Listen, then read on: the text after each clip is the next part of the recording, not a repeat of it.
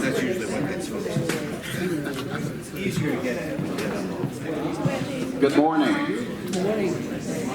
If y'all are as awake as I am, this is going to be a cakewalk.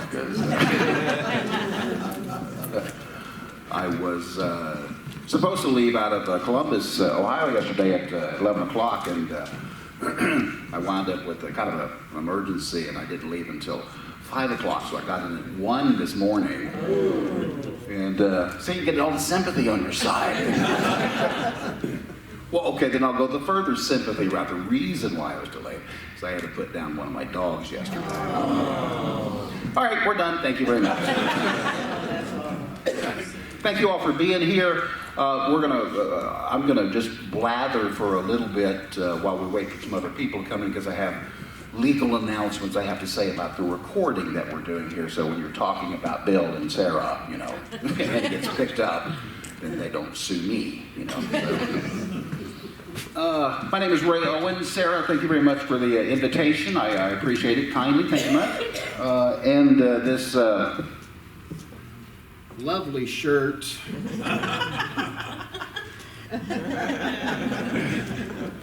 That's fit for scaring large animals and small children and everything. I've been square dancing for going on about 40-something years here. My high school girlfriend was a clogger, and well, I was a senior, she was a junior. Her family was all like, you know, C-122 dancers and stuff.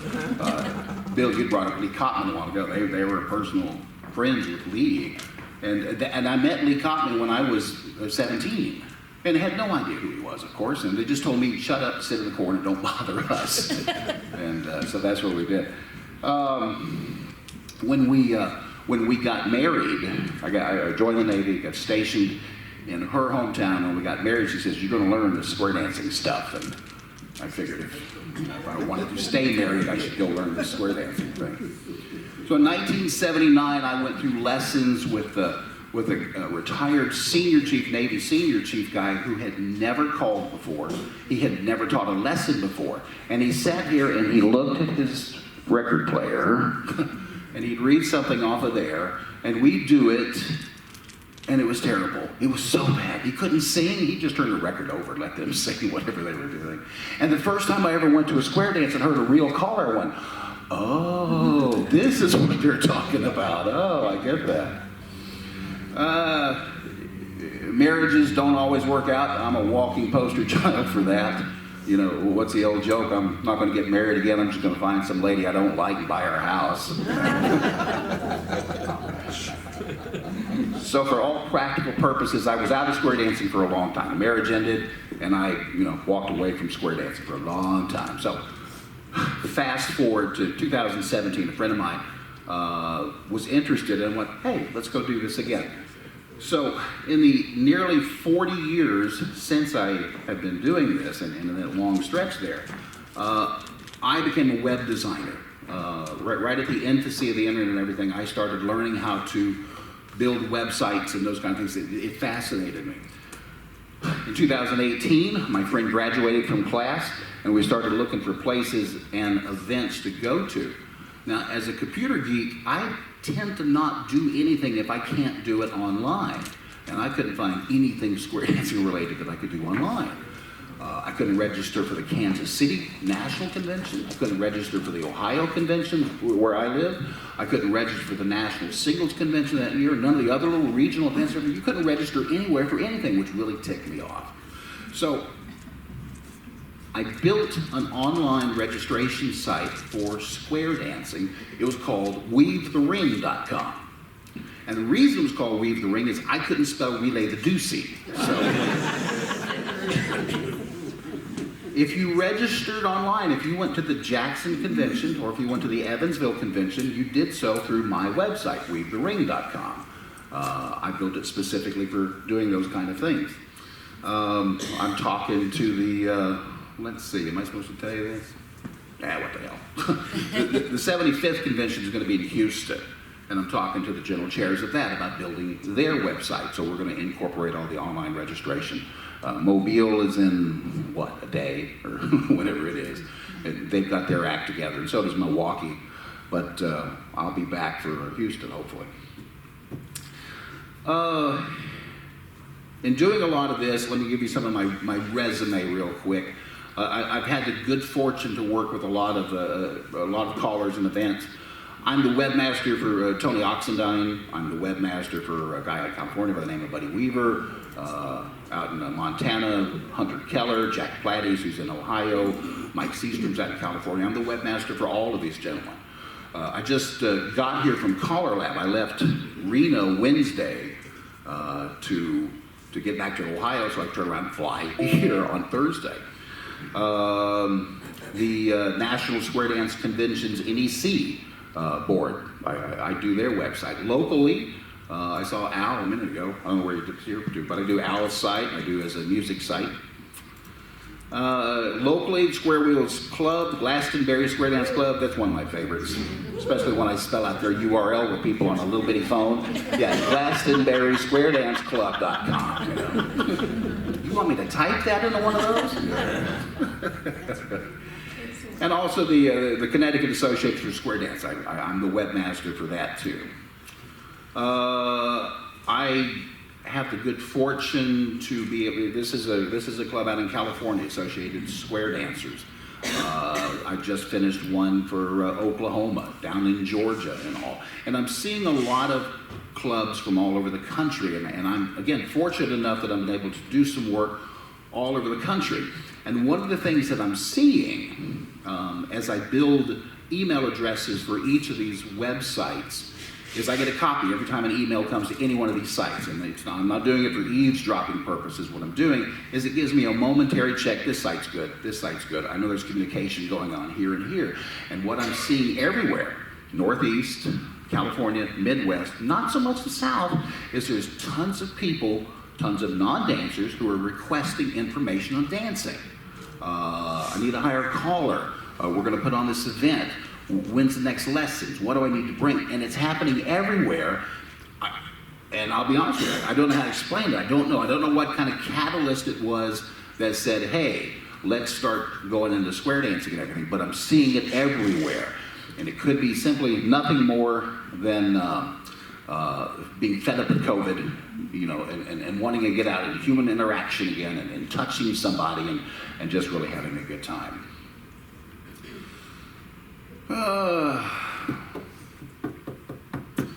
Well, at this point, you're probably sitting here thinking, you know, it's great, the guy can build a website, but I'm here for digital marketing. So let's talk a little bit about that. When it comes to square dancing, in my opinion, digital marketing really is a euphemism for how do we get new dancers, all right? And this may be a really short meeting because what I'm going to say is I have no idea. I have absolutely no idea how to get new dancers. Because if I did, I would sell that secret to every single club and every single organization. So what we're going to do instead is we're going to go over some of the everything in the kitchen sink kind of stuff, throw at you. Maybe it'll be something that will inspire you, you know, some tool about that. Because what works in marketing doesn't work everywhere, all right? That Square Dance Club I showed you a minute ago in California, Associated Square Dance, it's tough to tell, but in the background picture, there are no ladies wearing petticoats. There's no ladies wearing the floofy skirts and things like that, because California doesn't want to do that. They don't want to show the old-timey version of square dancing. They're all modern and, you know, inclusive and everything else, and we don't want to be old-fashioned. Now, down south, where I do things, well, yeah, it's all traditional, all showing this. So if we marketed, it would be two different messages that would be spelling out. So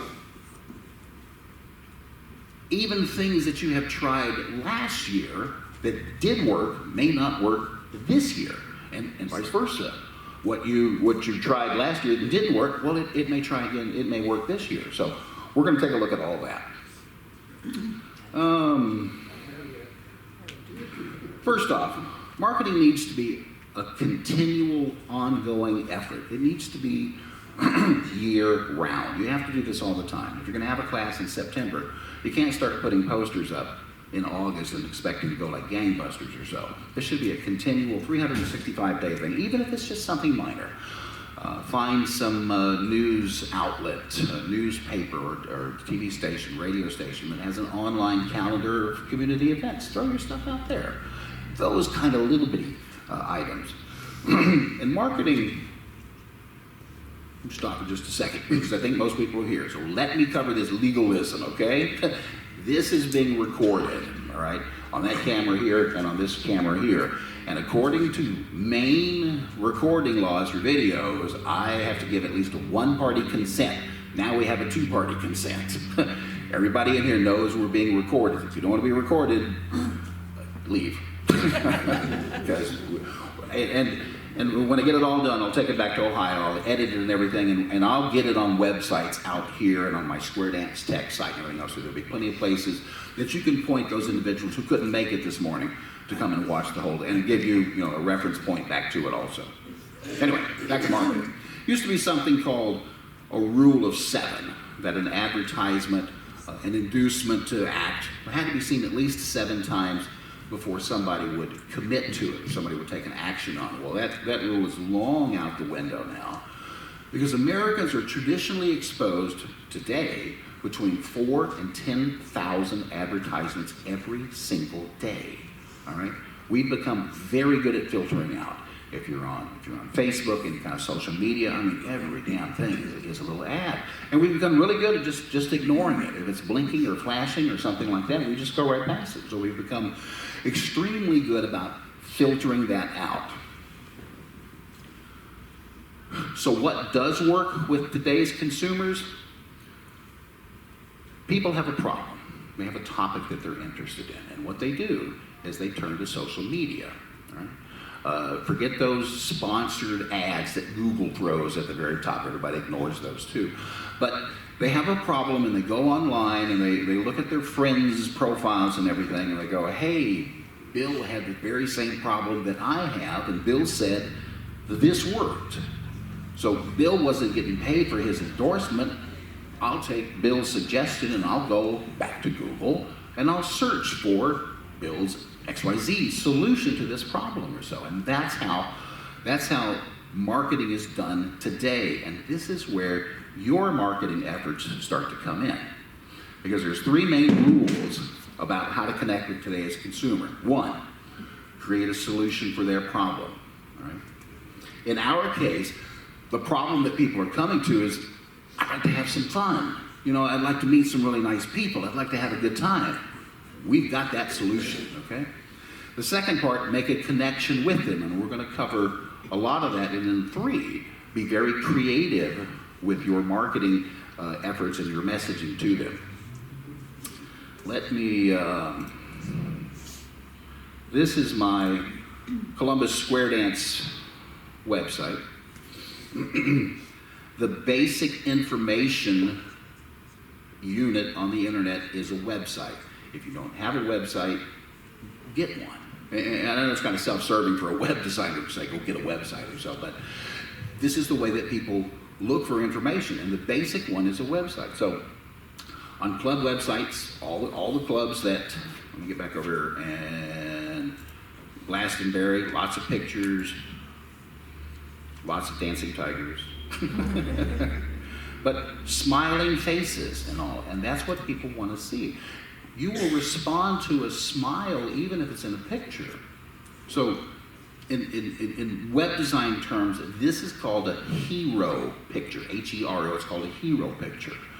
And on your home page of your website, if it's not already built like this, on your home page, have lots of people, smiling faces, doing cool things, having a good time, because even if the people coming to your website have no idea what they're doing, they go, that looks like a lot of fun. I think I'd like to try that. I think I'd like one of those smile things on my face, And that's what you do with pictures. Without writing a single line of copy, I showed them this. And you're going to hear me say this a lot. Show, not tell. The web is a visual medium. You want to do lots of pictures. You want to do lots of video. Those blocks of text, there's a whole acronym for that. Too long, didn't read, TLDR, But if you show them, you'll get your message across that much better. getting into this. But websites have two functions, all right?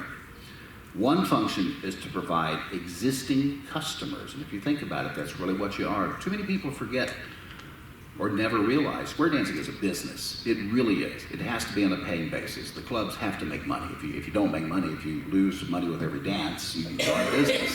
Just all there is to it. Too many folks think, I believe, because we all volunteer, we all help out and everything, that it's not a business, but it is. It has to be on a paying basis. So if you take the mindset to treat your organization as a business, it will be more successful because you'll make decisions for the benefit of the business. Okay? So, two things about a website. They serve two masters. One of them is existing customers. If you think about it, on the caller's website, the caller is the product. All right? I'm selling myself. For a club website, and even for a caller website, the product is the dance. For existing customers, I want to know when I can buy your product again. So you'll need calendars, and I'll show off that here in just a second. But calendar being the best tool, but that's what our product is the dance. So you want to make as inviting of an environment as you can for your existing customers so that they can find out the information they need to know to buy your product again. The other function of the website is for new customers. So particularly the home page needs to be enhanced to persuade somebody to maybe buy your product. It's a different kind of thing. They're not going to know anything, so you have to also educate a new customer as to what you do. You should have enough information on your website that when they finally give you a call or send you a message, what they're asking is, how do I buy this? All right? You should have enough information for them to make that buying decision right there on your website.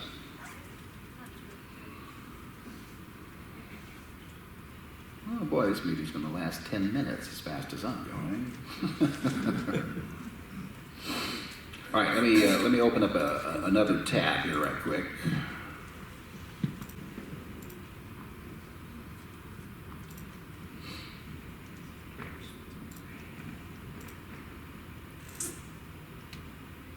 Think about the calendar for just a second. This is the calendar on the Columbus website. You'll notice down on that side over there, all the different color-coded tabs and everything.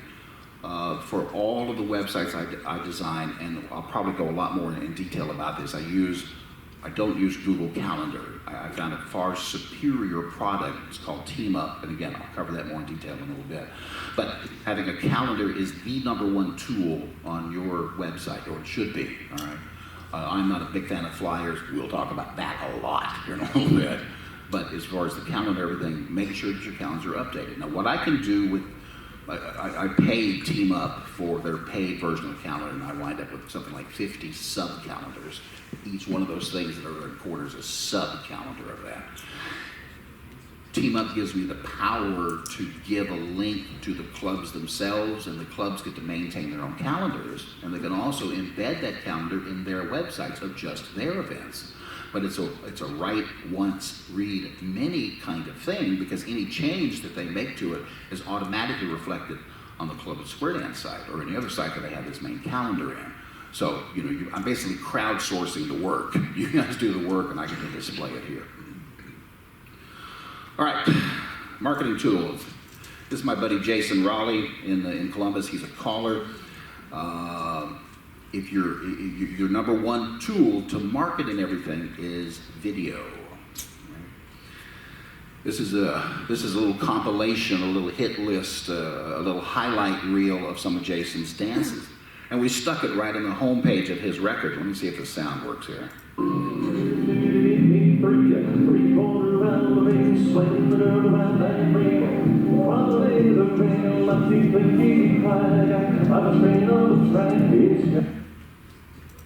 Oh, such a great connection. In 90 seconds that this video is, a customer who's looking to hire Jason knows everything they need to know about him. They know what he looks like, they know what he sounds like, they know his performance style, they know how he calls, all right? And again, we didn't have to put one single line of copy out there. We showed them. We didn't tell them about this, all right? In social media terms, videos are shared 12 times more than links and text combined. It's the most powerful form that we have today of being able to get your message across. So at your dances, at your club dances, at your events and everything, make sure that you're taking video. The little setups I have here, I use old cell phones as cameras. They are world-class cameras. The Samsungs and everybody went through millions of dollars to build world-class cameras. If y'all have ever stumbled across some of the thousands of videos that I post of dancing events and everything, they were all done cameras, all right? I specifically buy Samsung S7s and S9s. You can pick them up for about $100 off of eBay. They'll run forever. Buy a tripod. That tripod costs $70, but you can get one for $25 at Walmart, for crying out loud. There's some battery packs that are in there. They'll record all day long, and you'll never have to bother with electrical cords or anything like that either. So for about $100, $150 for a setup like this or so, you can record all day and then post those videos to your website and everything. Give those new dancers, those people that are interested in your craft, something to look at, okay?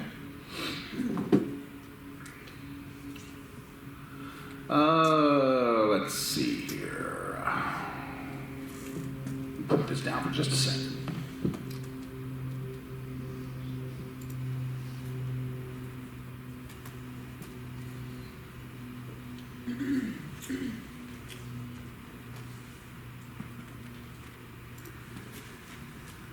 This is the Cleveland Federation, Cleveland, Ohio Square and Round Dance clubs.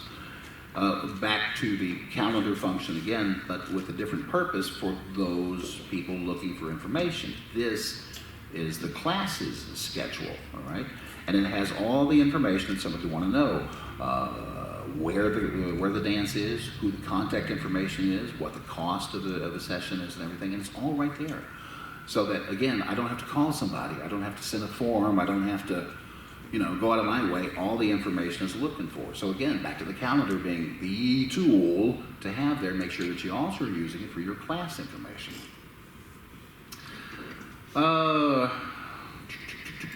Contact forms on websites. Essential.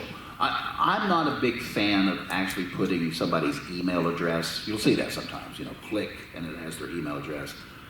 And that's because spammers and scammers will scrape those and you'll be on a spam list and you'll never get off there. All right? But if you hide your email address in a contact form, then that's not going to happen. When I build a contact form, I put 2 pieces of anti-spam technology in them. That one of them you see there, that little blue box, a CAPTCHA box. That's provided free by Google, and it's just some code in there. And what it does is Google actually analyzes the things that are sent through the form, and it has an algorithm to be able to tell, whether or not this is spamish, because they see billions of email a day, so they can, they can pick that up a lot. But there's also something called a honeypot. That's in that form. You can't see it, and that's on purpose. The spammers can see it, the robots can see it, and they just fill it in. The robots simply fill in the honeypot. So the computer knows, well, if there's something in that spot, the human didn't do it because the human can't see it, and it automatically throws that out as spam. This is my buddy Tom Davis. He's a caller in Dayton, Ohio. Tom wanted his and his wife Bernice's phone numbers on there for contact information. Again, it's fine. It's not my personal preference, but I'm happy to do that. But if you, on your website, if you do include your phone number, make sure to take the extra step of making those phone numbers clickable, so that when somebody's looking at it on a phone, they can click that and it opens up the phone app. It won't do anything on a full-size browser, but make sure it's clickable on here. You want to make it just as easy for somebody to get a hold of you as possibly can. All right, let's do this bad thing.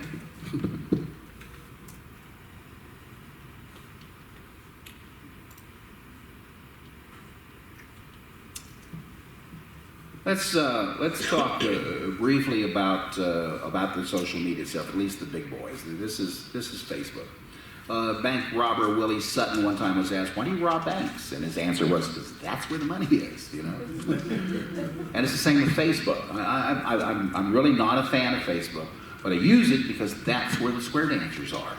That's where we post the news and the notices and everything. That's where we put our pictures and our videos of our dances, and that's where our friends are. And so we all hang out on Facebook because that's where the money is, Mr. Sutton. That's where the money is. Facebook makes it fall off a greased log easy to build all this stuff, so I don't see us moving away, but my suggestion on Facebook, if you're going to use it and you have a website, simply put pointers to your website, all right? Have one location where your information is, not multiple locations. Because when you have multiple locations for your information, something is not going to be in sync, all right? We have a dance on the 22nd of April. No, we don't. It's the 23rd of April. Well, now you've got two different things. And now somebody has to make a phone call or send an email, and somebody else has to address that phone call or email or so. So if instead on your Facebook thing you say, "Hey, see our website for details," you got one place to update it. Use your Facebook as sizzle, let your website be the steak. Okay? This is Instagram. The concept, take a picture or video with your phone, post it out to social media. I have a couple of problems with using Instagram. All right? Now, granted, that's how people take pictures and videos today. They do it on their phone. I get that. You know, it's brilliant. The problem is this isn't our demographics. Let me see here. For all Instagram users, only 8% are 45 to 54, 3.6% are 55 to 64, and only 2.1% are 65 and up. The biggest age group is 25 to 34 on Instagram. That's not our demographic. I got into a minor discussion with a lady at Color Lab who wanted to, well, why aren't we marketing to younger people? Because that's not our demographic. In my opinion, take it with a grain of salt, we're looking for the 45 and up crowd, the 50 and up crowd. Those whose children have, you know, they can take care of themselves now. You're looking for a way to connect with your spouse, your partner. Hey, honey, I'm not gonna spend the next 20 years looking at you on the couch. Let's go do something. All right? You've progressed well enough in your career that you can, you know, take some time off and go do some events and everything. That's our demographic, 45 and up. So Instagram isn't necessarily our demographic. Plus, from a photographer's point of view, Instagram's a pain in the ass. You have to post from your cell phone. And when I take my DSLR, as you'll see me over the next couple of days, I'm going to be around taking all kinds of pictures and stuff. What I do is I pull those back into my computer and I use some software to enhance the photos and make them look prettier and everything. Because I'm not really a good photographer. I just take a lot of pictures. But then I'd have to put them back on my phone to load them up to Instagram. Hey, what a pain. I'm not doing that. I'm not doing that. And the last thing is, and this may have changed because I haven't looked in a while, Instagram makes it really difficult to post your Instagram feed on your website. So that kind of defeats the whole purpose. Instagram wants you to look at the app, or they want you to go out to the website for Instagram and look at the pictures. So, just in my opinion, I don't think Instagram is worth all that. Now let's take a look at Twitter. Now, again, a lot of these are my opinions. Take them for what they're worth. Twitter, in my opinion, there's a lot of people on this side hollering at people on this side. There's not a lot of demographics, again, because we don't have a lot of square dancers hollering from one side or the other. Well, the callers do, Bill. No, we don't. But just like Instagram, you can put videos and pictures on Twitter. Now, back in 2015, back when I wasn't a round dancer, you know, I had a bucket list item from high school. I wanted to ride my bicycle across the United States, and in 2015 I did that very thing. I started in Los Angeles and I rode all the way to South Carolina on my bicycle, all the way across. And what I did was I used Twitter to, every time I stopped, I would take a picture. Here's where I am. And I would post the pictures and videos to my Twitter feed. So people could follow me, they could watch everywhere I'd been, you know, and actually see it. And it wasn't quite like they were there, because I would have made them drive me to the next town instead of riding to the next town. But if you use Twitter in that manner for your club or for your caller website, that's an excellent tool. It kind of gives you a little, here's where we've been, here's the dances that we had, here's the callers that we had. And Twitter you can embed very easily into a website. So take those videos, take those pictures at your dances, post them to your Twitter feed, and it automatically will update your website as a great visual aid of here's our history, here's what we've been doing for a while. Speaking of things that are not our demographics, TikTok. Осталось что? 2 матча, по-моему. Я думаю... Whatever he's doing, come on. Ром, ну что, калибровался? Осталось что? 2 матча, по-моему. Okay. TikTok generally is 15-second videos of young ladies showing off their new purchases and young men trying to kill themselves on skateboards. Then all of it's back to horrible rap music. So and TikTok is not our demographic. So let's talk about the next big three. This is Meetup, Nextdoor, and Pinterest. All right? Meetup is filled with every conceivable niche interest that you can imagine. When I was talking about this at Caller Lab, somebody was actually on a group of people who like to walk three-legged pit bulls. And that's an actual honest-to-God group, wherever they were from. Okay, so you can find every niche interest out here and talk about our square dance lessons, talk about our, you know, our activity and everything. You can advertise on Meetup. I don't know what the rates are. I'll be honest, I have no first-hand experience with any of the three of these. I have a lot of anecdotal experience about them. They will allow you to pick different categories if you run an ad. You know, give me everybody that likes dancing, or everybody that likes dancing within this zip code, or you know, all kind of different things. So you can really narrow cast your message very well on these other sites, Meetup and Nextdoor and everything. Nextdoor is, I thought it was a United States based only, but I understand it's also in Canada too. It's divided by postal code so that we can include the Canadians, by postal code. And again, you can target your messages to your specific areas or so. So if you have a dance in zip code 00001, you know, you can target that zip code and surrounding zip codes and everything. And then there's Pinterest. People can post pictures and images and videos of their, you know, what they like and maybe what they don't like. I don't know. I've heard dozens and dozens of stories about all of these, and it's a really mixed bag. I don't hear any great success stories. Every once in a while, one of my friends up in Cleveland, they posted a single ad to Meetup, and they wound up with 50 students off that single ad, so yay them. And then I hear other stories where they don't. There's a caller down in Memphis, Tennessee, Justin Russell. He's on the executive committee of Caller Lab, and he's one of the marketing people there. They have an active Meetup account, and it costs them about $200 a year to do the advertising. And they say, as long as we get 4 new members a year, that's worth it for us. $50 a pop, you know, for them to join the club or so.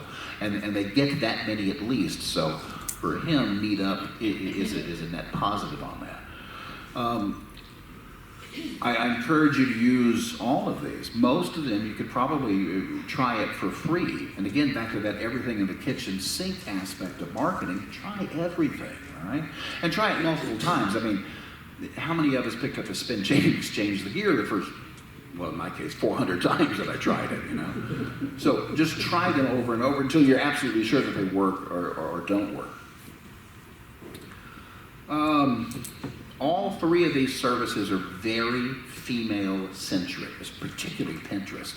From the stats that I've read on Pinterest, it's about 80% female-driven. Men don't seem to be interested in Pinterest. So a cardinal rule of marketing is know who you're marketing to. Okay? when it comes to marketing to traditional square dance clubs, and I'm not ignoring the very notable gay and square dance club. I'm going to put them aside for just a second. Let's talk about just an example. For traditional square dance club, you market to the ladies. Right?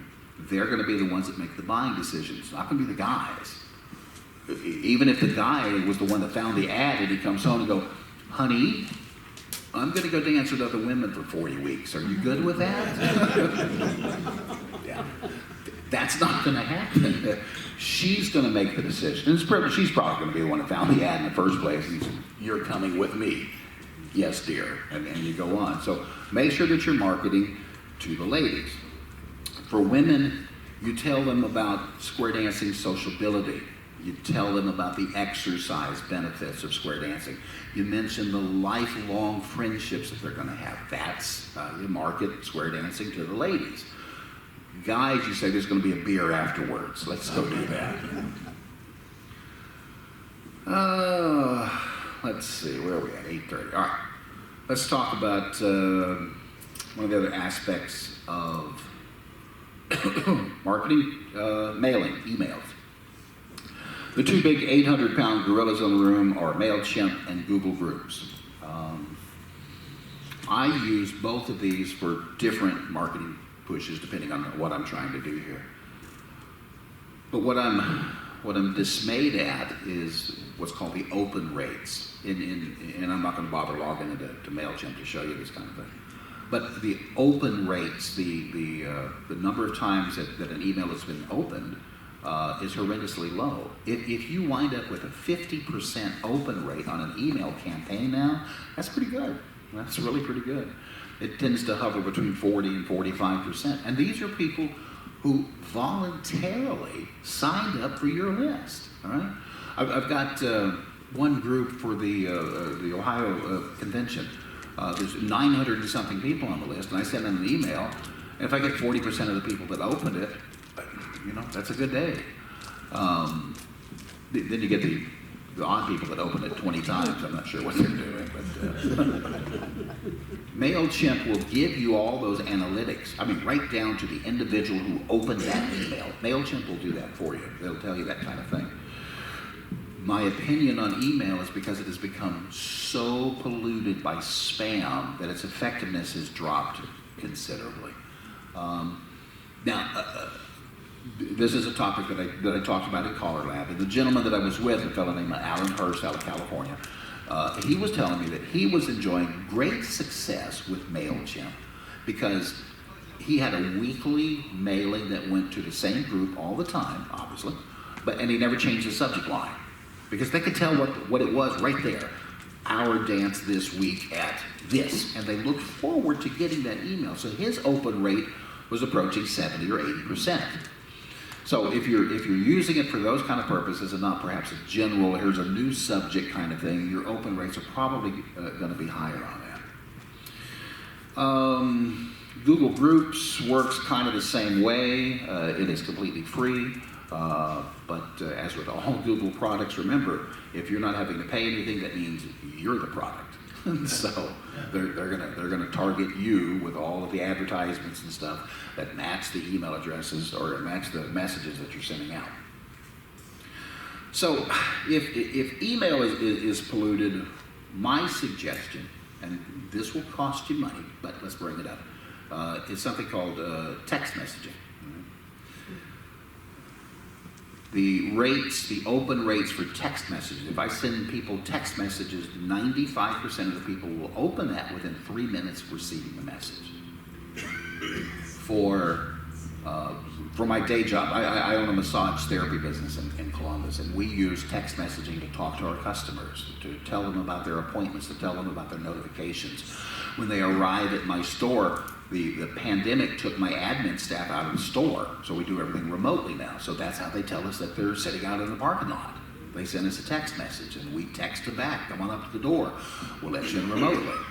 For my square dancing activities, for the big state organizations, the Square Dance Ohio, the Cleveland, the Columbus, the Cincinnati, Akron, all of the big federations, the Oklahoma, the couple in California, for all of those, what we use text messaging there for is if we have a short term, a short notice change, and we gotta let them know right away, all right? Does it ever snow up here in New England?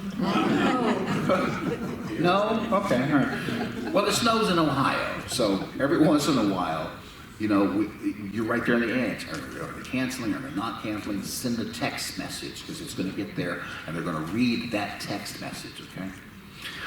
There's a cost, all right? What I'm pointing to you right now is a service that until recently was called a Joy of Text. But the programmer, the fellow that did it, he'd been doing it for about 8 years, and he said, I'm done, I can't take it any further. And he recently sold the company, and now it's called Ultimate WP SMS, which is a really klutzy name. But WP stands for WordPress, and SMS, of course, is short message system or so. You don't need to know all that. Anyway, it's the same program, and with this, this is what I use to send text messages. But there is a cost to this, okay? You have to have a website to do it. The program itself is $65 a year. You have to, quote unquote, buy a phone number from the messaging service itself. It's called Twilio. You also don't need to remember that either. That'll cost you $1 a month, $12 a year. And the messages themselves cost about a penny to send for each message. So if you've got 200 people on your distribution list and you need to send 200 people a message, it's going to cost you about $2. All right. Now you can use it for marketing. You know, there's no reason why Bill couldn't have a list and send to his. How many dancers do you have? 3. Bill could spend 3 cents sending messages to all of his dancers to let them know we need a 4th, just so we can have heads. But no, seriously, if you've got a couple of hundred people on your mailing list that you're sending to, it's going to cost you a couple of dollars. Now, if you get one more person that comes to your dance off that message, great, you made back your $2. Or you prevented somebody from traveling 30 or 40 miles to a canceled dance. You know, if the dance had said Bill's going to call and then Ted Lizotte shows up, people are going to be pissed.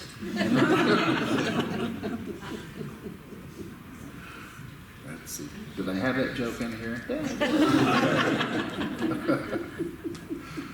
So, bottom line, send an email if it's not the end of the world that they don't read everything that you're saying.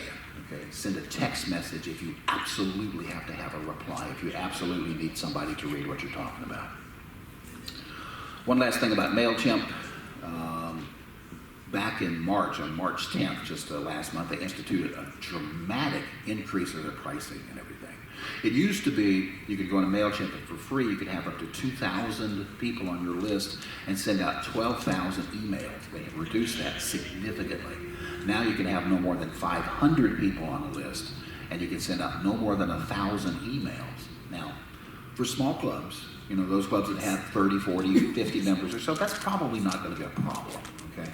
For the larger organizations, the state size, organizations, your convention and stuff, MailChimp may not be a viable option for you anymore because their least expensive plan is $324 a year. It's $27 a month. It's really kind of pricey. So instead, I suggest go with Google Groups and everything. Oh, let's see here. Where are we at?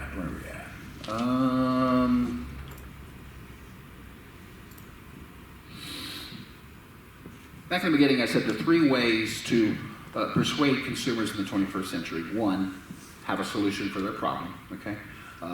We've got that. Their problem is that they want to have fun. We got fun in spades. We absolutely do. 2, make a connection, all right? We do that by having a visually appealing website that has chock full of information about what they need to make a buying decision. We've made a connection with them. And 3, make your message creative, which brings us to marketing materials. And in a word, they suck. They suck bad. And they suck bad because we don't have a lot of graphic designers in the square dancing community. It's not that I'm denigrating the efforts of amateurs. God bless them. They're doing what they can. I get it. I understand. Not everybody has degrees in being able to have to put together something really fantastic. But we bitch and we moan about how difficult it is to bring in new dancers, but our marketing materials, our flyers and stuff are hopelessly out of date. They're horrendously rendered and everything. We're competing against Hollywood, guys. We're competing against Madison Avenue. They have unlimited budgets and ungodly amounts of talent that we don't have. So we don't have the budgets that they do. We have to do what we can with the materials that we have. So let me show you this little tool. This is called Canva, C-A-N-V-A. It's one letter short of Canvas, C-A-N-V-A, canva.com. They have a free tier. It is all I have used for years is their free tier. And what you can do here is make flyers. You can make posters, business cards, logos. What is it got? Docs, whiteboards, presentations, social media, print cards. They got all kind of stuff. And most of it is free to use. Let me pull this up.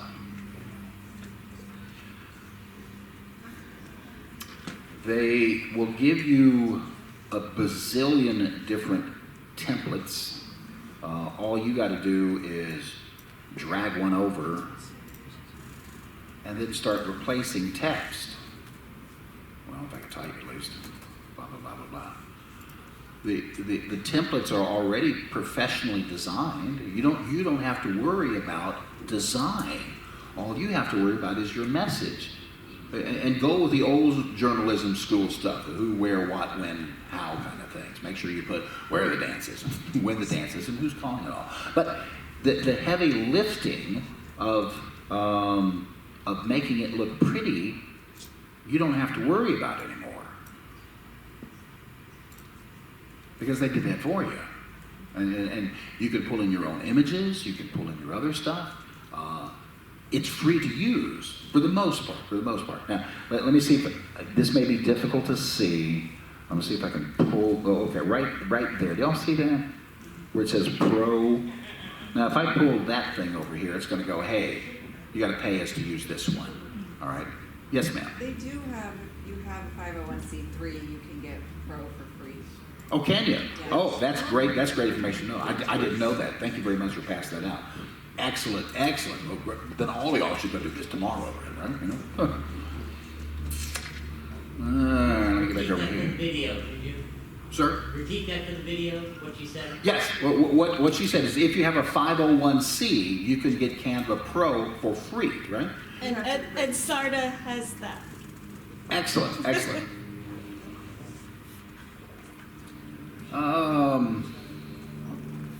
me pull this flyer back over here. As I mentioned a while ago, I hate flyers with a passion. And I hate it when they're a waste of paper, again, in my opinion. And you have to realize I'm coming from the mindset of the computer geek. I like everything digital, so I understand my blindness there.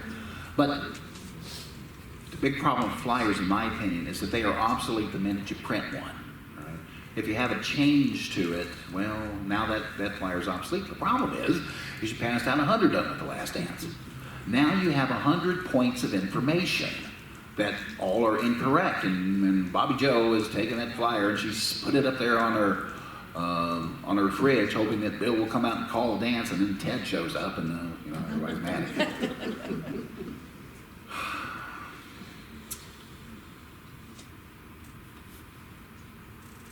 Back to the amateur aspect of them. Again, most of the flyers are amateurs. This is going to solve some of that, but let me show you another tool that you can use that you can pull in graphics and stuff.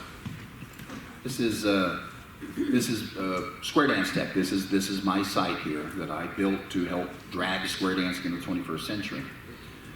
There is an artificial intelligence image generator called Midjourney. There's been a lot of talk in the last few months about artificial intelligence stuff. Chat GPT is a big one that you may hear, where people can go and say, hey, write me, I'm going to Portland, Maine, and I'm doing a presentation. Write that for me. And it sucked at it, but but it tried really hard. But Midjourney is the in my opinion, the Cadillac image generator. The video that's running right now is an example of just some of the images over the since I think last November or December that I started using this tool in an effort to replace some of those 70s clip art things that we've been using forever, okay? If you come down to this table here, I'm now doing them by month. I'm just going to click this and open this up here.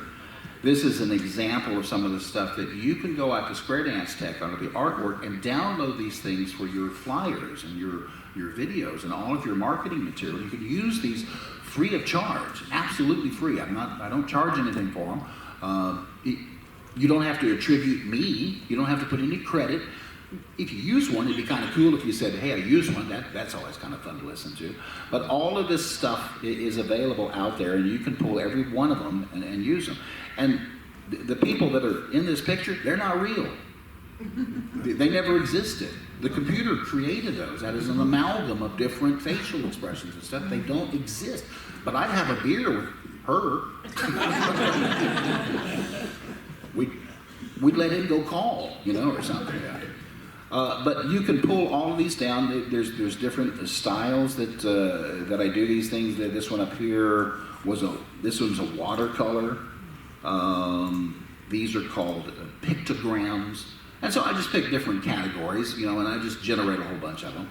And I may show that off here in a second.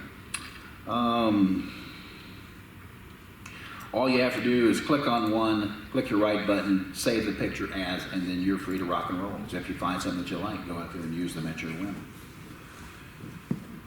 Let me, I have in my notes, let me briefly detour and show you an example of an amazing video. I am not Morgan Freeman. Watch this. What you see is not real. Well, at least in contemporary terms, it is not. What if I were to tell you that I am not even a human being? Would you believe me? What is your perception of reality? Is it the ability to capture, process, and make sense of the information our senses receive? If you can see, hear, taste, or smell something, does that make it real? Or is it simply the ability to feel? I would like to welcome you to the era of synthetic reality. Now, what do you see? I wish I had the technical chops to pull that off. I don't yet, but I'm getting there. But that's the direction that we're heading in marketing, and what that's going to do is bring our costs down. If we can all get on the computer and make something that professional, and it's not that far away, then that will enhance our marketing efforts and everything. Let's see if Let's see if this works. This is the actual Midjourney channel, and you can see some of the images that I created that I just showed you and all. And this is how easy it is. Midjourney doesn't have a cost. It's about $10 a month. You can go out and buy it. And let me show you. I'm going to put the mic down for just a minute.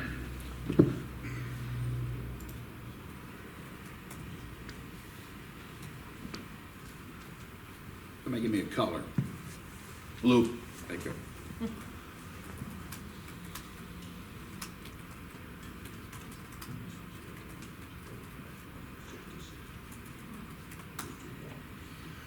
What I typed into the engine to generate an image is middle-aged couple wearing blue shirts dancing.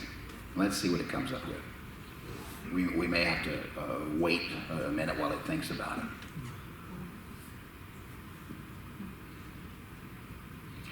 But I'm showing you this so that you can go out and create your own images and all for your own clubs without having to go back and use any of mine. And there might be more specific directions that you want to take an image.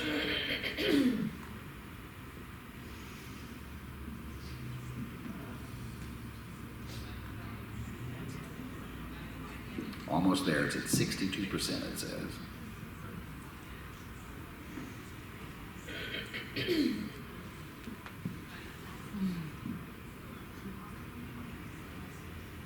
And by the way, this is a tremendous time suck. Don't fly into Portland at 1 in the morning and go, I should get on Midjourney. Anyway, it'll give you 4 of them, and there's the pictures it generated, wearing that blue shirt that was tossed out there. Sometimes it does a little goofy stuff like what's this guy doing with his arms? I'm not sure. He's got like octopus arms there. And sometimes they have 12 fingers on one hand, so it does let you know that, yeah, the computer's going, I don't really know what I'm doing, but you can get some really amazing, amazing pictures of it. Now let me try just another one real quick.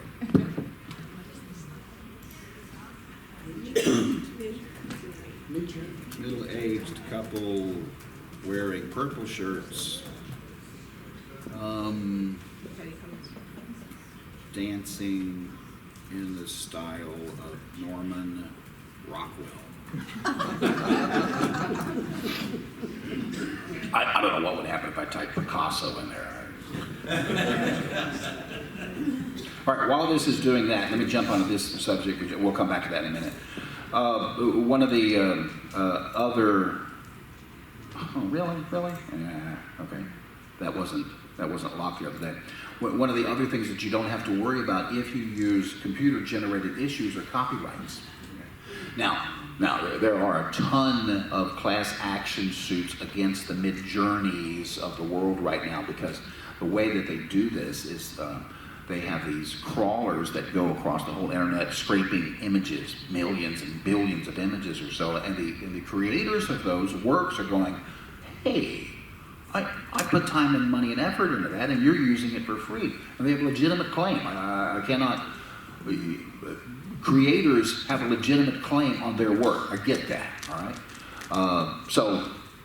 But that's how they work. But there are no, you cannot have a copyright on a computer-generated image, according to the U.S. Copyright Office that just settled some lawsuits about this. Somebody had created a comic book using nothing but generated images off of Midjourney. The Copyright Office came back and said, we cannot copyright those images because they were not produced by a human being. And non-human beings can't have copyrights. So while they gave what's called a compilation copyright to the whole comic book, that was good. The individual images that were in there that were made by it are not copyrightable. So anything that you create with Midjourney or any other image generators or anything that you download from my website, you have no worry that anybody's ever going to come to you and go, hey, you're trademark infringement or copyright infringement, and then sue you out of existence and everything. So use these kind of computer-generated images and you'll be safe. All right, let's check out our purple-wearing Norman Rockwell people. That doesn't look like Norman Rockwell at all. Oh, yeah, I'd have a beer with her too. She's really cute. All right.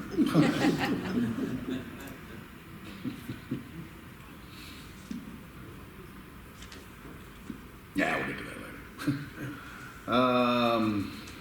Oh, back to Canva for just a second. Any of the artwork that you pull from Midjourney or that you use off my website, back to Canva for a minute, you can upload that and use it in your projects.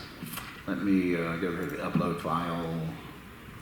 Like, there's one. I generated that. I'm going to put that over there and then promptly delete it because it didn't do what I wanted it to do. One-handed computing. There we go. And I basically just replaced, let me get rid of that so you can see it. And this was an image that I generated that y'all can download and use. You can do, for those of you who may not be familiar with Canva, you can do things. I'm going to change this opacity level down and make the text stand out a little bit more. So, and again, I need no design experience whatsoever to do that. Go out there and play with the tools. It's awesome. Absolutely awesome. Oh, one other thing. Let me get back over here to Canva real quick.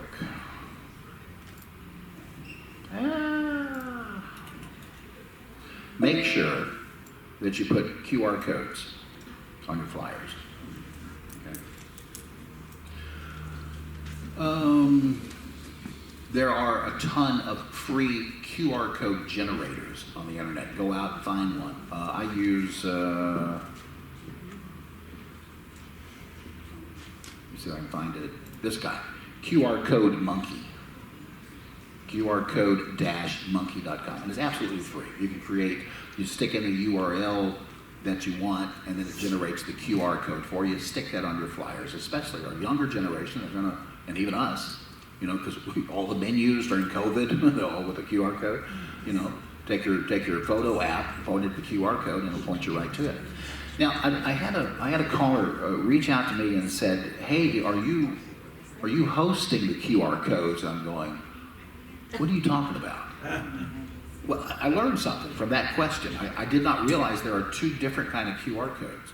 This is a static QR code. It's a one-use thing, and it only points to one thing. But there's something called a dynamic QR code, which I wasn't aware of.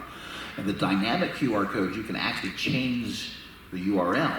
Even after you published it, you can change the URL and point to a different location.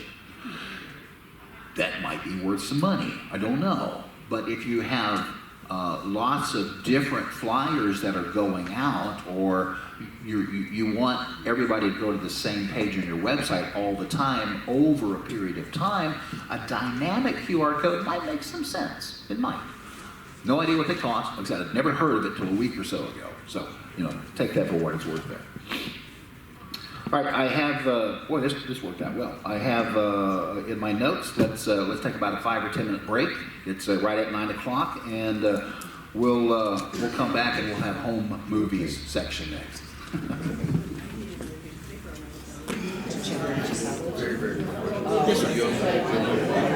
I don't. I just do word breaks. That helps. Doesn't, but it does. Yeah, no, I get it.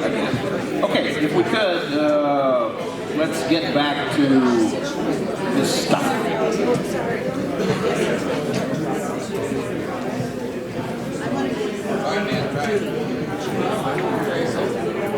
For those of you that asked how serious Caller Lab was, that's how serious Caller Lab was.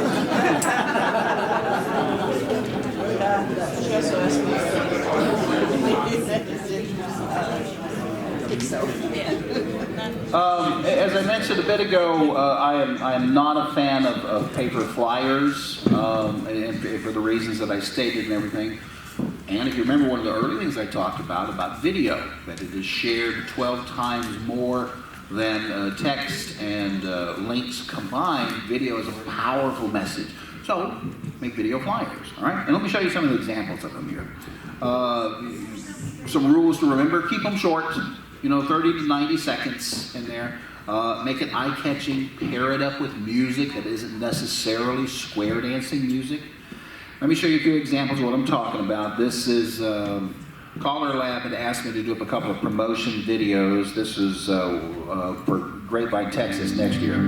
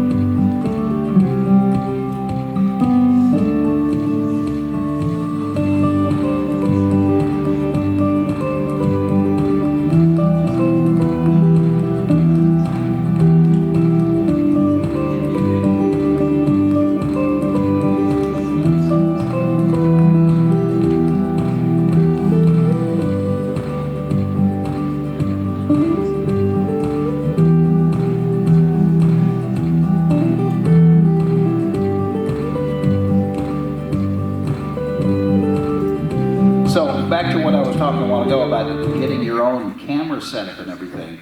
I have, because I've been taking videos and pictures for going on 6 years now, I have a vast storage of tons and tons of stuff that I can pull from and make these kind of things. So start videoing, start taking pictures at your own events so that you can pull that into your own marketing material.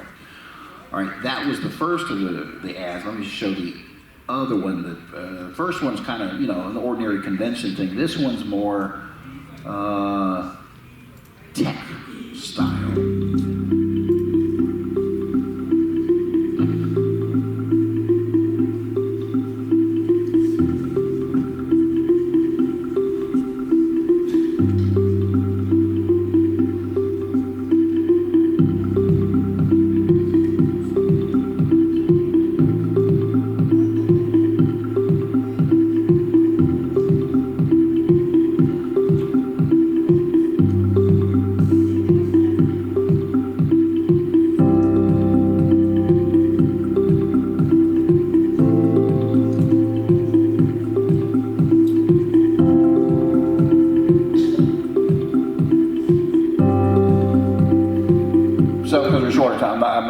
bother showing the whole thing, but that if you looked at that, if you watched that, you just casually caught it, you would know that has anything to do with square dancing.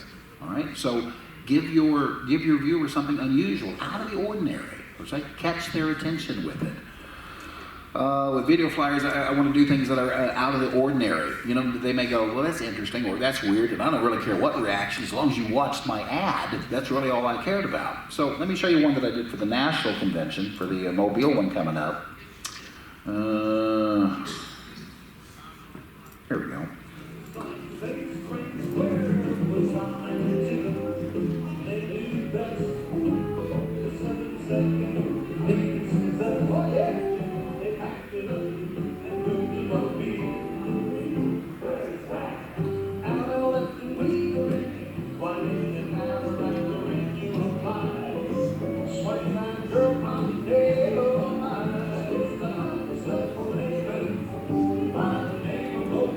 Now, who in their right mind would have thought to put, you know, huge videos of square dancers on skyscrapers and everything? But people watched it, you know, and it's just another advertisement.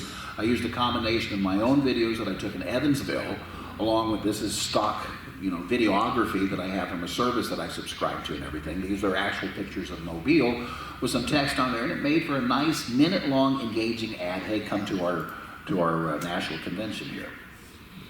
You remember what seems like hours ago when I mentioned the third way to connect was with, you know, engaging advertisements and all. So let me show this goofy thing off here. All right, this is a website called Yarn, Y-A-R-N. It's getyarn.io, and what it is it's full of nothing but video clips of movies and television shows and stuff that you can search by word or by phrase. So if I was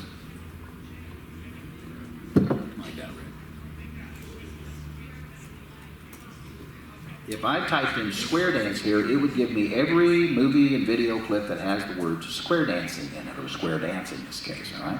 Then, with a little creativity, let me back over to promotion videos, over here, this is something I put together for the Ohio convention, using the clips that I got off of Yarn.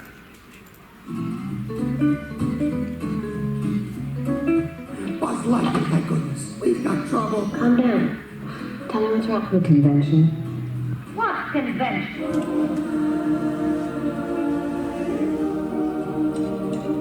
Oh, that one? Oh, that one. What's wrong? It's coming soon. Soon. There's not a lot of time left. Soon. Just a few days away. What do we do? What do we do? Panic. I would say panic. Panic now. I repeat, panic now. Maybe not. Instead, listen up, people. Sign up now. Kate, sign up. Sign up. Please sign up. It's not too late to register. It is going to be awesome. You're going to want to tell your grandkids and their grandkids and their grandkids. You ain't gonna want to miss this. You betcha. So that's, again, write out your script, go out to Yarn, pull those kind of things. The executive committee of Color Lab, Buddy Weaver, Jack Pratties, Ted Lazat, Justin Russell, did I get them all? There's somebody else I'm missing. Teresa Berger's executive director and everything. They're holding 2 fundraiser dances. One of them's in Texas in June. The other is going to be in Indianapolis in October. So I did the same kind of thing for that. Let me see if I can find that. Yeah, here we go. How you going? Where? We're going to Texas. What? Everything's bigger in Texas. Are you going to go? It'll be fun. Lots of fun. Yeah. Lots of music, dancing. Dancing. Dance. Who else is going to be there? Ted. That's insane. Tony? That's crazy. Buddy. No way. Jack. You're done crazy. You and me. Justin. Now you're talking. Teresa. Party time. I like those guys. I love those guys. They're all right. These guys are dangerous. Loud. They're dangerous. We should ban them from town. I don't care. I don't care. I'm going. I'm going. What? If you wanted to, you can come with me. You won't want to miss this. You ain't gonna want to miss this. Yeah, I used the same kind of device, I'm sorry. And that, by the way, that is Wade Driver's from Rhythm Records, San Antonio Stroke. So let me tell you a story about Wade Driver for a minute. As the Atlanta Convention, anybody ever go to the Atlanta Convention? Yeah. All right, do you remember the part where we went out and danced across the interstate on the bridge? Yeah. I was the guy in the crane taking pictures and everything. That was fun. So I took that video back and I bought Fireball, one of Rhythm Records, and I put the music of Fireball to the video, but I forgot to ask Wade's permission. So after I published it, I went to Wade and I said, "Hi, you don't know me, I'm so-and-so, and here's what I did." And he's like, "Oh, don't you ever do that again." "Yes, sir, I'm so sorry." And then he goes, "Wait a minute, you're not making any money on it, it's for the convention." "Yes, sir, not making a dime." He goes, "All right, but don't you ever do that again."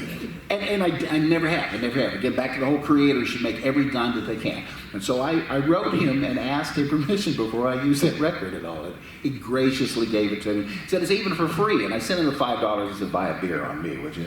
So he's a really nice guy. All right, let's see a couple other examples here. This is a little local dance that's coming up. Again, it's just something out of the ordinary.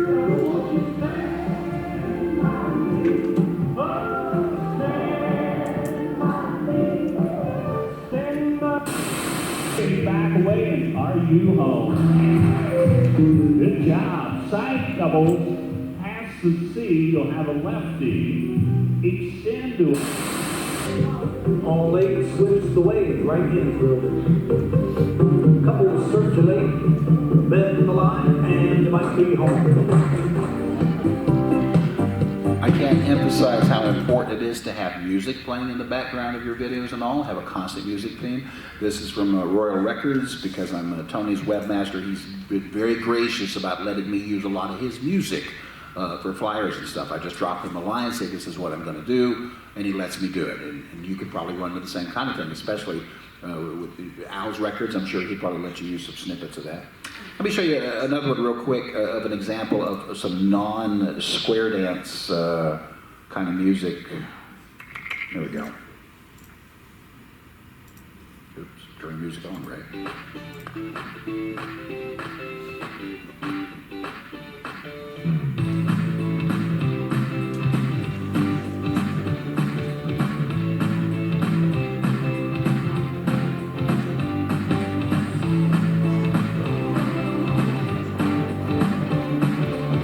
So you kind of get the feel of that there. Again, I'm using photos and videos that I took at that event, the previous event, and then I just simply recycled all those photos and videos to make a flyer for the next event and everything. The pictures and video that I will take here at the convention over the next couple of days, I'll turn over to you guys, and you guys can use that stuff in the kind of marketing efforts that you want to do. A little bit ago, I showed you that deep fake of Morgan Freeman, so I am certainly not in that category, but let me see if I can find this. Ohio's theme for their convention is a salute to the military. They're honoring all the veterans and all, which is, a cool thing to do. So who better to address that than perhaps George Patton? The Ohio State Convention is going to be here before you know it. You're not going to want to miss this. There will be squares and rounds. The whole convention is a salute to our military. You're not going to miss saluting our veterans, right? We have the finest callers, the best music, the top cuers, and the best dancers in the world. I almost feel sorry for those ballroom dancers. I do. They don't know what they're missing. Now, I'll be proud to lead you fine dancers, anywhere, anytime. So bow to your partner, salute your corner, and go register right now. OhioDanceConvention.com. That is all.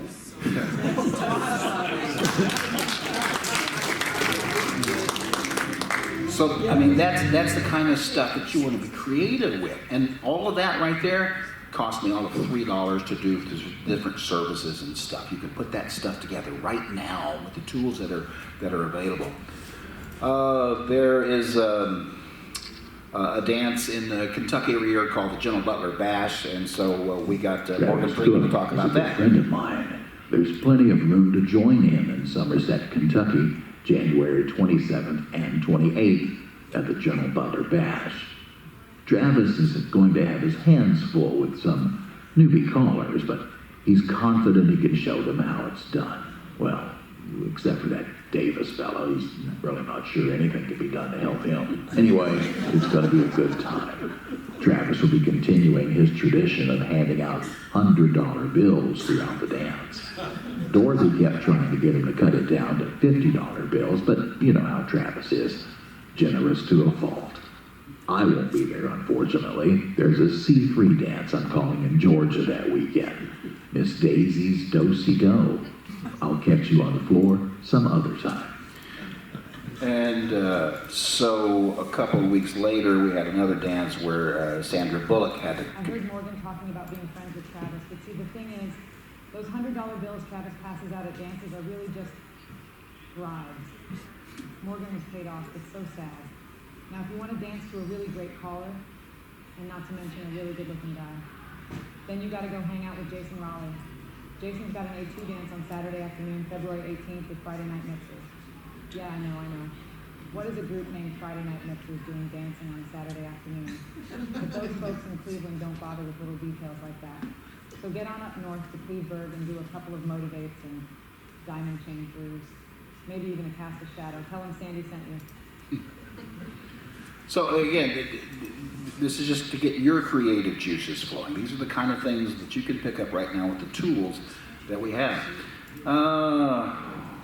Then you might recognize this.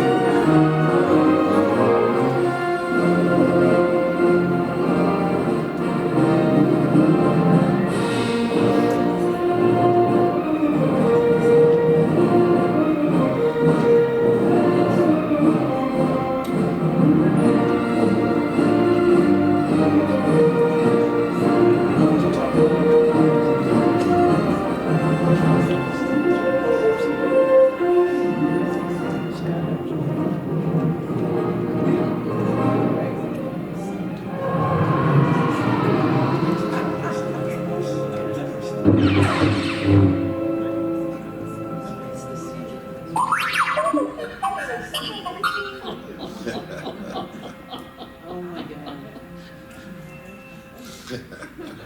Sign me up.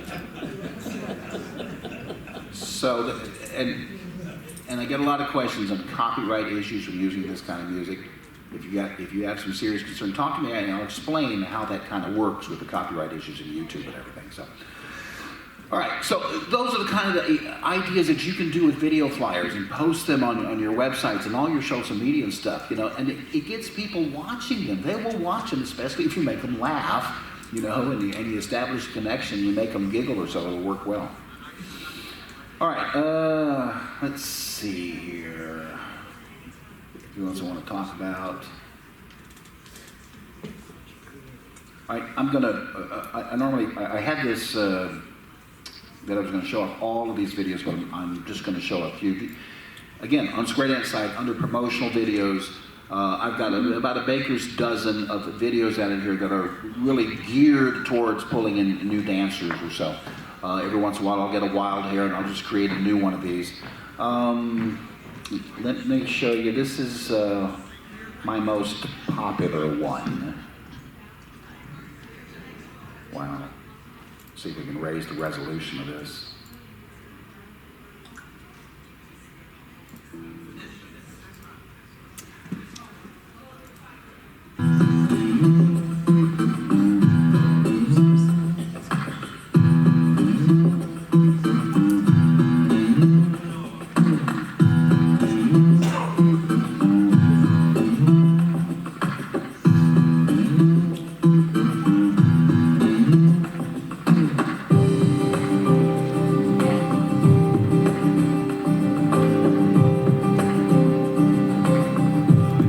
So in each one of these, there's a form at the bottom of this page. There's a, write me and say, hey, can you customize this video for me? And I will be happy to.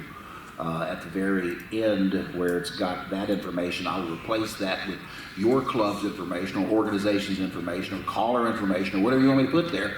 I'll put there, and it's free. I don't charge to do this kind of stuff. My idea is to help square dancing as much as possible. I've got the tools to do it, so I'm happy to help out.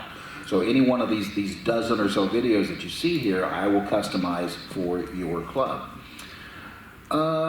This one is the first one that I did, and it's just so over the top that you go, what the hell am I watching? Let me back it up.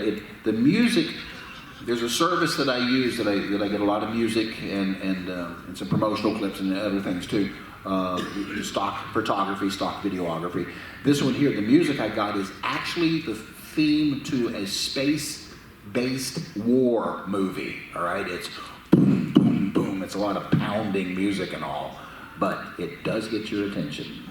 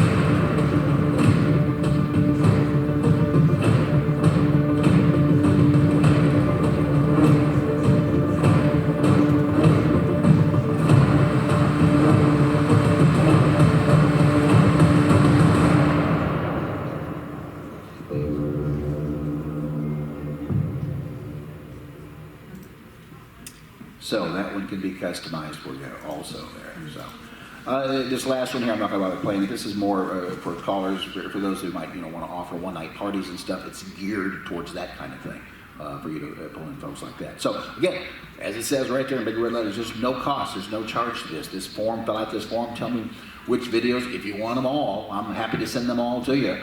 I'll just send you a Dropbox link. You download the videos from there, and you can post them wherever you want to post them and everything. So that's all available at absolutely no cost for you. Let's see here. Oh, one note about this one. Where is it? Oh, this one here.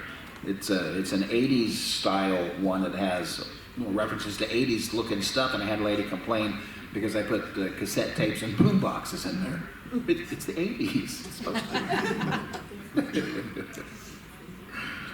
Oh, let's see. What's the next one?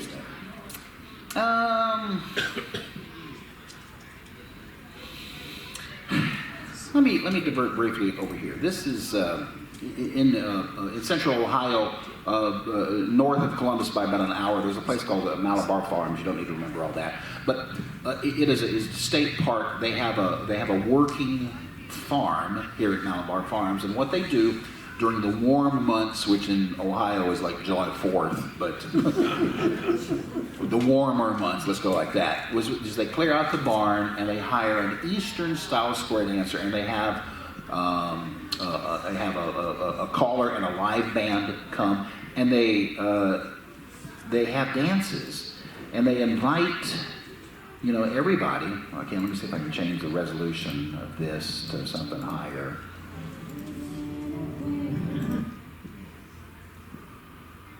Oh, just made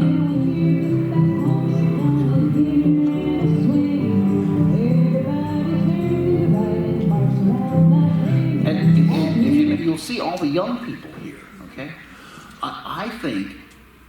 opinion, I think every jurisdiction, for lack of a better word, should have a Malabar Farms kind of thing where at least once a month, it's a everybody come dance kind of thing.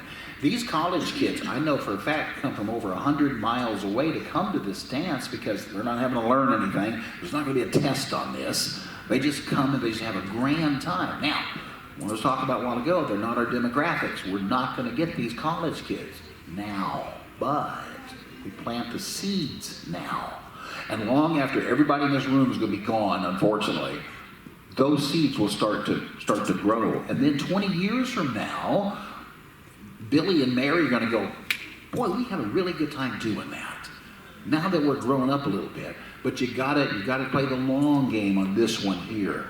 So if your organizations aren't banding together to do something like this where you invite everybody and you just have a big one-night party, I think the admission of this thing is $1 a head. Everybody can come, you know, and like all square, there's no beer. It's a good family-run organization, so it's something like that that might be something that y'all can use.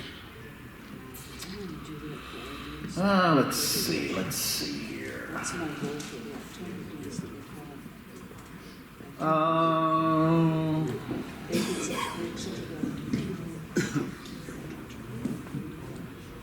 Reminds me of Blue Slope. To the videos and all that I've been doing here, I mean, obviously, as I said a minute ago, I have all the raw material to create these because I've been recording this kind of stuff for years and years now, so I can pull that over. If you go out to back to Square Dance Tech and you look under my photos and videos, if you want to come out there, Miami Valley, Westerville Promenaders, and look at their 22 photos. You want to use those pictures? Knock yourself out. You know, they all sign consent forms knowing that their images may be used in marketing purposes. If you find something out there that works for you, feel free to download the photo and use it. You can do that kind of thing. I'm always asked about the tools and software, so let me give you a really quick rundown. I use Adobe Photoshop, you know. I use Adobe After Effects. You can't buy software anymore, you have to rent software. And both of them are expensive programs. Photoshop will cost you about $25 a month. Adobe After Effects, which the things like the Color Lab thing that I built with the modern futuristic, that was all Adobe After Effects. And I'll be honest with you, I probably only know about 5 to 10% of After Effects. I'm a recipe follower. There's another website. Let me see if I can get to it real quick.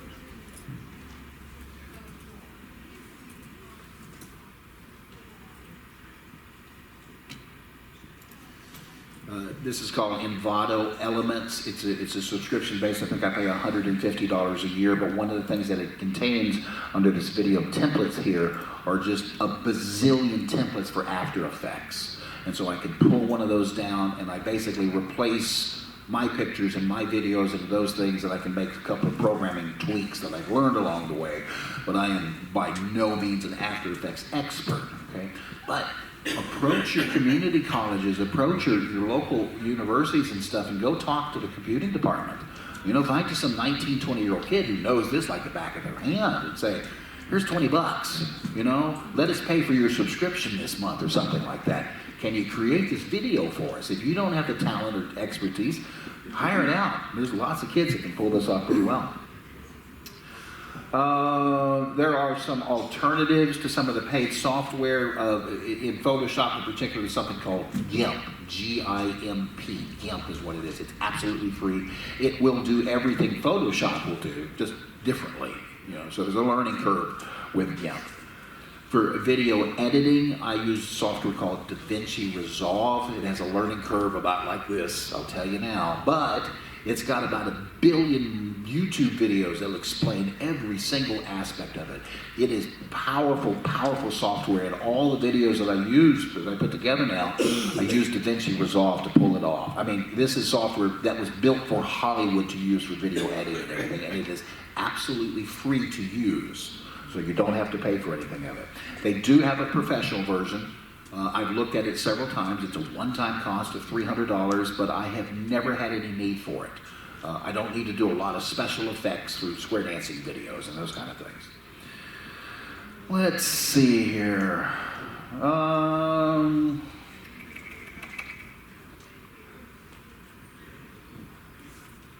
Get back over here. Under Square Dance Tech, again, under tutorials are some previous video lessons of things I've done. This was last year's Winter Pennsylvania Collar Lab presentation on social media, digital marketing. This presentation that we're doing right now will be on my page when I'm all done editing that. Down here towards the, there's a whole lesson here about Canva that we talked about earlier. Show you how to use that if you're unfamiliar with it. Back when the virus had us all shut down in the pandemic, Ted was leading something for the GSI Caller School called his class talk, where he invited a lot of different callers to talk about the different aspects of their profession. I got invited to go and do websites and online payments, so that video is there. Buddy Weaver out of California owns the American Square Dance magazine as of January last, 22. So I've been honored to be able to be a regular contributor to the American Square Dance magazine. And starting in January, I started putting all mine as videos. So I cover some of the more technical aspects, like this one. Thinking back to the time when we used to get the headspace, Grand Square. Take it easy on me. It should be easy. Hi, I'm Ray Owens with Square Dance Tech. When I build websites, I keep in mind the cardinal rule that the World Wide Web is a visual medium. Pictures of dancers with smiling faces should adorn your organization's websites. When visitors see your site for the first time, they should be greeted with those smiling faces. It's human nature to smile and respond, even to a picture. And smiling puts your visitors into a receptive mode to read what you have to say on your website. While a picture is a good first start to tell a story in the 21st century, you do that with video. Taking pictures of your club dances is great, but accompany that with video. I'm going to skip forward just a little bit. What this video is all about you start with is explaining the video equipment that I use to make all of these videos, like these here, and give you a shopping list there in the comments to say, here's what you want to, if you want to duplicate what I'm doing, here's what you need to buy. Okay, so all of that's out there on the Square Dance Tech site under the tutorials at the very bottom, all the American Square Dance magazine. Now the magazine itself, I'm not getting a dime by promoting Buddy's product or anything, but it's a good magazine. It'll cost you $14 a year for the digital version, $36 a year if you want the paper version.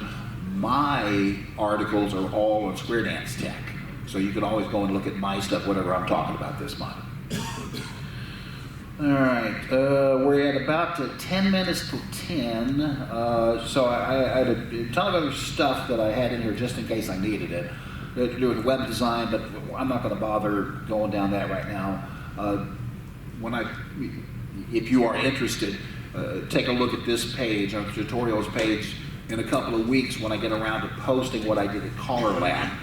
One of my talks was all about website design and what I think the different elements are that you need to have an effective website. Let's see. Yeah, we're done. Okay, so, any questions? Yes, ma'am. How do you market to men? Beer. Beer? That's your answer to everything good. I say it to everything. I had a caller ask me that, and rather tongue-in-cheek, I sent back a picture of an attractive young lady, and I put, "This is the ugliest woman in our Square Dance class." Plus free beer. Yeah. So I don't know. I don't know. Back to what I said a while ago, when you're marketing to a traditional couple, you market to the lady. You market to the lady. She's going to be the one that pulls them in. As far as pulling in single men, honest to God, that came up more than once at Collar Lab. Nobody knows how. Other than the traditional, time-tested, there's going to be women there. Just think about it. Think about the bars, you know. Wednesday night, ladies get in free. They get the ladies in free because then the guys will come to where the ladies are. So if you're going to target men, you got to talk about the fairer sex, because that's what I'm interested in. But that's what guys are interested in. I also know food will bring in the men. You feed them, they will come. I would agree. I would agree. Both of those. Mike Seastrom out of California. That's one of his big pushes about, especially the open dances and everything. Is promised lots and lots of food. That's a big thing. Have a well stocked refreshment thing, and have a refreshment committee and all. There's a couple of clubs in the Columbus area that just knock it out of the park. If I'm ever homeless, I'm just going to go dance there all the time. It's well fed. So, thank you for your question. Anybody else have anything? Yes, ma'am. When you are doing videos and photographs of clubs and all, do you have them sign a formal consent, or is it when you sign in, you basically acknowledge that your likeness may be used? On the annual, the clubs in all of Ohio, they all have kind of the same thing. On the annual membership thing, it says so right there. That your images will be on video and then be used for marketing purposes forever. So you're basically signing that away. And there's also a sign at every single dance that comes in that says the same thing too. Okay. Basically, turn around and leave if you don't want this. Now, I try not to be a jerk about this. If I'm taking a picture or something, or if I'm taking a video, and somebody comes to me and says, "Look, I'm on parole," and my parole officer doesn't know I'm here, I do my best to exclude them. I've got thousands of other pictures I can post, so I try to be kind about that. But now let's talk about using these kind of pictures and stuff for marketing purposes. There's an extremely gray area about this. We are in a public forum right now. I can take any one of your pictures and I can post it anywhere in social media because anybody can walk through that door. This is a public forum. You have no expectation of privacy in a public forum. I can take your image and I can post it to social media. But this is where the gray area is. I can't necessarily use your image for marketing purposes, for commercial purposes without your permission. In the literally tens of thousands of pictures that I have taken, I've had one gentleman who wrote me and said, I have a problem with my face on that flyer. Okay, I'll take it down. I have no problem with that. He didn't want to go any further than that, and I don't know what his reason. He didn't state it, but square dancers as a whole are amenable to promoting square dancing. So generally, we don't have much of a problem in that aspect, but that's not an absolute. You may get somebody that says, no, I don't want to sell anything with my face. Okay, we'll honor it as best we can. In this day and age, you can sue over everything. So I'm liable to be sued someday. Anyway. Anybody else? Yes, ma'am. Is Weave the Ring something a club can sort of latch onto? You could if it was still in business. Oh. But I closed it down at the end of the year, and for two reasons. One, I honestly didn't know I was making any difference. I'd had it open for about 5 years, and I'm like, I'm just not getting anywhere with it. Two, the IRS. Because the income, even though I redistributed the income, it was a flow through to me. The IRS's records are going, wait a minute, you made $600,000 last year. No, I didn't. And as the business itself, as my little sole proprietorship or LLC, on my taxes, I lost money every single year. It cost this much to operate. I made this much to make it work and everything. And after 5 years or so, the IRS goes, that's not a business, that's a hobby. And I don't need the IRS looking any more at me than need be. So I closed Weave the Ring down. Instead, when I build a website now, like for the Ohio conventions, the national conventions and stuff, I turn those sites into e-commerce sites. So all the monies and stuff go directly to them. There's no more middleman with me and Weave the Ring. So if I build a website for you and you need to sell stuff, you know, we'll talk about the e-commerce aspect of it. Yes, ma'am. So is it a website where I can go to and there are multiple conventions where I can buy tickets?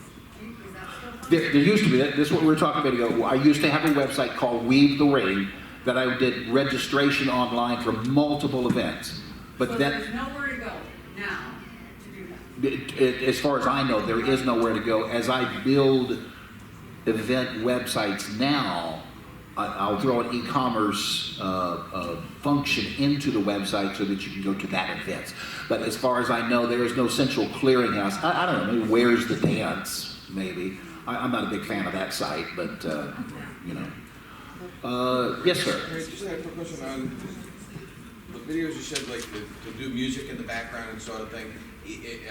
I'm assuming that if you use, you know, a caller or a live thing, there's no kind of problem with doing that. But if you wanted to just put some kind of background music in, where do you get that? What's legal? What's not? There's all kind of places you can do it. As oddly enough, YouTube is one of the biggest holders of copyright-free music and everything. If you go to studio.youtube.com, if you have a YouTube account, which you will if you have a Gmail account, studio.youtube.com. One of the items over there on the left-hand side of the menu is music that you can use, and they have literally thousands and thousands of tracks of all kind of different genres, you know, and moods and tempos and beats. You can filter it down really specifically. Some of them you have an attribution in your video, some in the notes, some you don't need any attribution at all, but they've got tons and tons of it out there, absolutely. Thank you for the good question. Yes, sir. When you're videotaping a dance, can you use the caller calling with the music that he's playing?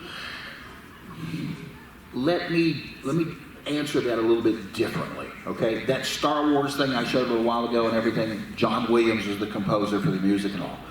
And composers could spend, music rights owners could spend their entire lives doing nothing but fighting copyright infringements on YouTube. So YouTube kind of come out with a unique, not necessarily solution, but solution to the problem. What they do is they would take the advertising revenue that video would generate, and they have a whole vast library of copywritten tunes. And if Google's algorithm, YouTube's algorithm recognizes the tune, it automatically takes whatever earning I would have got, which is nothing, off the advertising revenue, and they give my share of it to the music producers, automatically. That's done in a different database, and Square Dancing as a whole has not embraced that database. We're not putting our music out there. So technically, no. Technically, no, we can't use that kind of music. I do it all day long, all the time.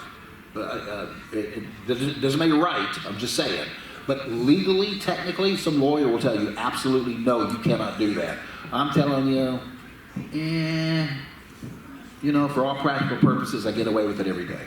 You know, again, I'll probably be sued out of existence before too long. But I would like to work with the music producers of Caller Lab and stuff to come to a solution with that, so that their music can be protected and they can earn money through YouTube the exact same way that, you know, AC/DC and you know, Kenny Chesney and everybody else makes money off of YouTube. Instead of fighting all the claims and everything, just give me the money. Just, that's really what it comes down to, just give me the money. I'd like to be able to do that with Square Dancing music.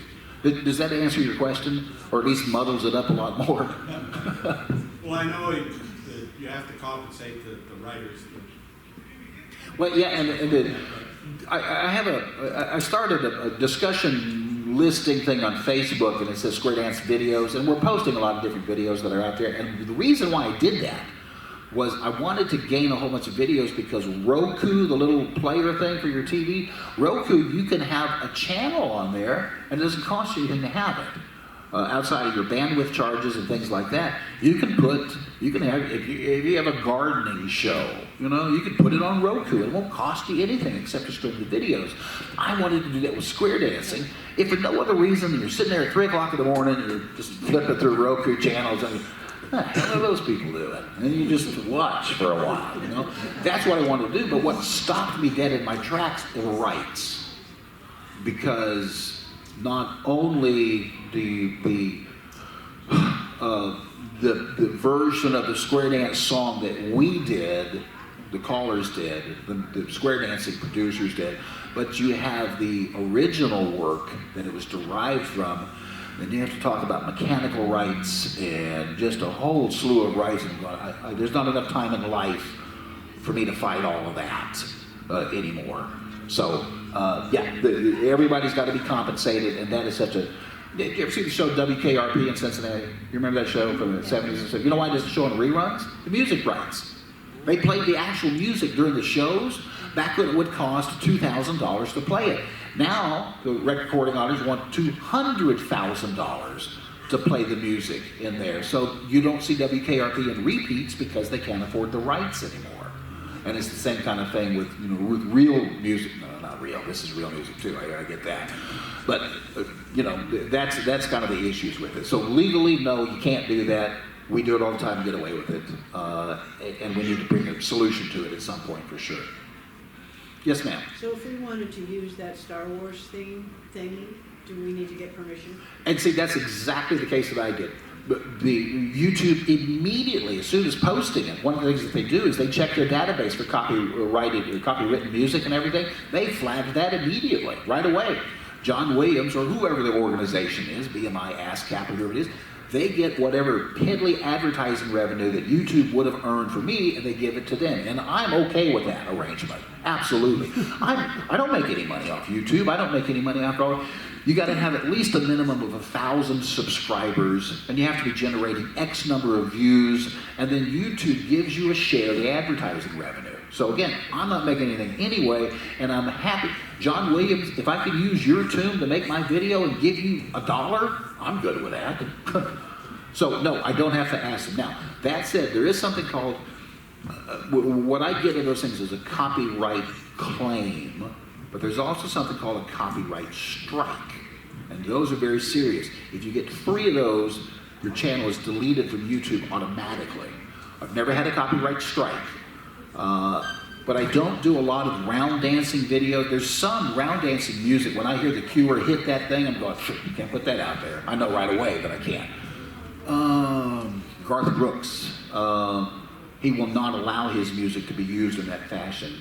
Who's the guy that did the Red Solo Cup? Anyway, he's a... Who? Toby, yeah. Toby's another one. You cannot use my music on there. You know, so I just stay away from that music completely. I don't even bother recording it. But that's the arrangement that YouTube has made. The compensators, the people who created the music get compensated. I get to use their music, and it all kind of works out, even though it's quasi-legal when it comes to pure copyright law. You know, we're violating copyright laws, but it's just too much to take down to the courts and stuff like that. But if you get those copyright strikes, you're done. After 3 of them, you're done. But they'll notify you. It's not. Oh yeah, they notify you right away. And there's an appeal process and everything. I don't even want to go down that road. I don't have time in life to fight those kind of things. So I stay away from. If somebody is really upset at the video I produced, done. I'll take it off. I'll delete it. I got no problem with doing that kind of thing. So, hey, anybody else? Any questions? Okay, well, we're about to 10:05. Hey, thank you very much for coming. I appreciate your hospitality and all. I do. I'm going to be here. It turns out that y'all only fly to Columbus once a day, and it's like 6 o'clock at night, so I'll be here till then on Sunday. But I'll be around. I'll have all my cameras, video cameras, and pictures. I'll be taking lots of pictures. Sarah's asked me to work on a marketing video for who? Co-op. The co-op? Okay. You know, I may ping some of you and drag you over the chair and ask you a few questions and then, you know, piece that all together into a nice marketing piece for all of your clubs to be able to use in this area. If you've seen the Live Lively Color Lab videos, that's the style that I'm going to go for in this thing. and put it together for you. So thank you for your attention. I Ray, you're appreciate gonna it. do a presentation tomorrow morning. Can you just say something about that real quick? Yes, I have no idea what I'm going to talk about. Okay, good. It's for the Callers Association, right? Get NECA. Yeah, and the very nice lady that I talked with originally wanted me to concentrate on video in use in marketing. So we're going to cover kind of the same stuff, but it's only 45 minutes if I understand you correctly. So yeah, that's at 8 o'clock tomorrow morning. I'm assuming back here, right? Yep. Right. Okay, gotcha. Thank you. Yeah. Okay. Well done. Yeah, that's my goal.